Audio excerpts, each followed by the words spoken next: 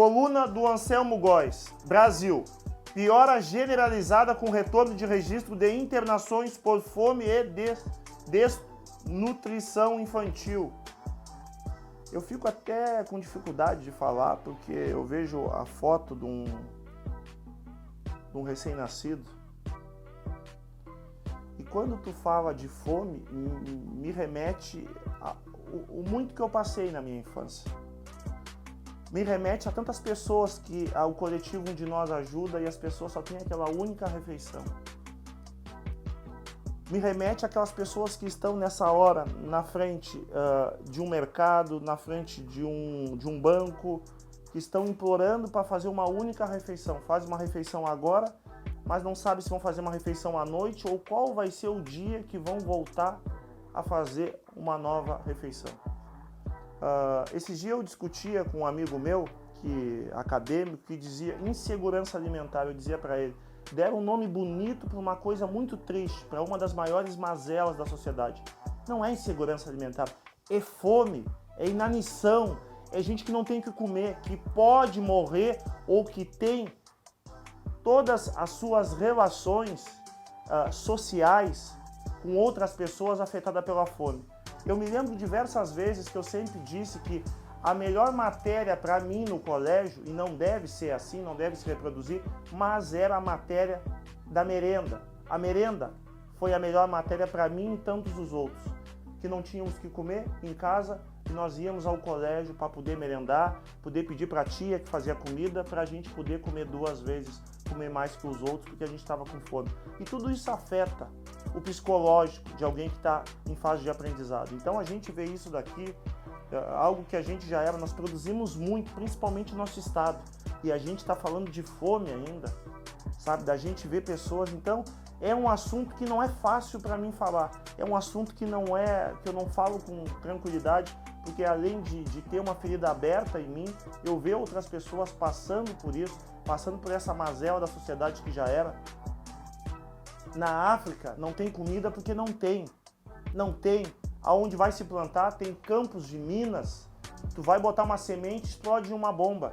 Mas aqui tem muita comida em todos os cantos desse Brasil. Aqui no Brasil não há justificativa para as pessoas estar passando por fome, para as pessoas estar passando por o mais básico possível. Então espero que realmente que esse quadro a gente mude muito rápido, que seja urgente, né, as políticas públicas para a gente acabar com a fome, com a desnutrição infantil. Lei que equipara o crime de injúria racial a racismo entra em vigor. Nada mais, somente tiramos o jabuti da lei. Sempre falei isso, sempre manifestei aqui nas minhas redes sociais que existia um jabuti na lei. Quando foi feita a lei antirracismo, foi colocado lá a injúria racial. E aí, para as pessoas entenderem didaticamente o que ocorria. Alguém cometia racismo contigo, ia para a delegacia, o delegado não querendo se indispor ou não querendo mandar para o sistema penitenciário porque alegava que o juiz ia ter um entendimento de injúria racial, não mandava o criminoso ao presídio. E essa pessoa saía antes mesmo daquele que sofreu o crime do ofendido, que era o negro. Sempre foi assim. Diversas vezes eu fui na delegacia buscar direitos, né, de outras pessoas, e 2 vezes fui eu diretamente que sofri isso, e foi só a injúria racial. E eu sempre me posicionei, sempre disse que a injúria racial tinha que mudar. Já era reconhecido, o STF já tinha pacificado juridicamente, né, que a injúria racial era comparado ao racismo, não tinha diferença, né? Agora também na lei, e os legisladores, né, e teve a sanção do presidente, que teve a questão de reconhecer a injúria racial ao racismo. Nós tivemos um avanço, e que pena, né, que a gente não pode, todas aquelas pessoas, né, que cometeram racismo contra nós, já não esteja pagando na lei, né, que é a nova lei, que é do racismo, de não da injúria racial somente, porque a injúria racial somente era, né, um jabuti na lei ali, né, uma vírgula na lei ali, para a gente dizer para os racistas que cometer crime na nossa sociedade de racismo valia, né? E há de se lembrar aqui a lei que eu fiz na cidade de Pelotas, que foi uma lei para não homenagear mais racistas, escravotratas, eugenistas, E para além disso daí, também nós temos que pensar qual é, né, o que a gente vai passar para as novas gerações, dizendo que cometer crime de injúria racial prevalece na nossa sociedade e é benéfica, né, no ponto de vista de não ter, né, uma repressão mais forte, de não ter uma pena mais forte. Então avançamos e que a gente possa cada vez mais efetivamente punir os racistas. Governo libera dados do cartão corporativo de Bolsonaro. Veja a lista de gastos. Abrir a caixa preta. Presidente gastou mais de 13 milhões em hospedagem nos 4 anos de mandato. No total da gestão, gastou 27 milhões. Olha, eu não vou entrar aqui na descrição aqui, descritivo, tudo que foi gasto, porque na verdade a gente sabe que o presidente tem, né, uma comitiva que acompanha ele, né, e se tem muito do gasto é no cartão dele. Mas agora, ele gastou num único dia, num único restaurante em Roraima, 110 mil reais. E aí eu fui, né, brevemente fiz uma pesquisa ali que a refeição média é de 20 reais. Daria para 5 mil pessoas comer. 5 mil pessoas não acompanham o presidente. Não há como acompanhar o presidente 5 mil pessoas.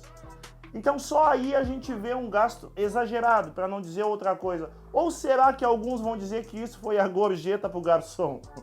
Será que vão ter alguns que vão dizer que foi a gorjeta para o garçom? Que foi? Se foi gorjeta para o garçom, ainda mesmo sendo dinheiro público, não podendo, mas foi feito um bom uso, né? Mas agora, o que a gente aqui, voltando, né? Voltando a seriedade, a descontração que eu fiz anteriormente, 110 mil num único dia. Qual é a explicação disso? Qual é o nome disso? Aí me lembro um amigo que fala, tem cheiro daquilo, tem imagem daquilo, mas será que é aquilo? Enfim, eu acho que é bom que a caixa preta foi aberta e tantas outras questões do sigilo de 100 anos estão vindo e vão vir tantos os outros. Para dizer isso é uma vergonha alheia que eu sinto, 110 mil reais. Isso eu estou dizendo num caso só. Fora os milhões que foram gastos, né, com a questão do cartão corporativo, que eu entendo que se há gasto no poder público para exercer a função, mas o que foi feito nesses últimos 4 anos é uma aberração. Menina do Rio de Janeiro de 10 anos sofre racismo nas redes sociais. Macaca. Mãe registrou o caso na polícia após filha ser chamada de macaca no Rio de Janeiro. As duas pedem justiça e punição aos agressores, aos criminosos. Não são agressores, são criminosos. Crime de lesa à pátria.